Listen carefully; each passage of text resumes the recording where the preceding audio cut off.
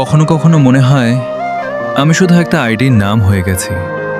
মানুষ আমার game play দেখে, ভিডিও দেখে, কিন্তু আমার ভেতরের মানুষটাকে কেউ দেখে না। প্রতিদিন ফোন হাতে নিয়ে ভাবি আজকে হয়তো একটা ভালো ভিডিও হবে, আজকে হয়তো মানুষ আমাকে একটু বেশি সাপোর্ট করবে, কিন্তু দিনের শেষে ভিউ কম থাকে, লাইক কম থাকে, আর মনটা ভেঙে যায় চুপচাপ। ফ্রি ফায়ার আমার কাছে শুধু একটা গেম না, এটা আমার স্বপ্ন। এই গেমের মাঝেই আমি নিজের একটা পৃথিবী খুঁজে পাই, যেখানে আমি কষ্ট ভুলে থাকতে পারি কিছুক্ষণ। অনেক রাত জেগে এডিট করি, একটা ছোট ভিডিওর জন্য ঘন্টার পর ঘন্টা সময় দেই, কিন্তু মানুষ শুধু কয়েক সেকেন্ড দেখেই স্কিপ করে চলে যায়। তখন মনে হয় হয়তো আমি যথেষ্ট ভালো না। বন্ধুরা অনেক আগেই বদলে গেছে। যাদের সাথে একসময় স্কোয়াড খেলতাম, আজ তারা কেউ পাশে নেই। এখন শুধু আমি আর আমার একাকী একটা লবি।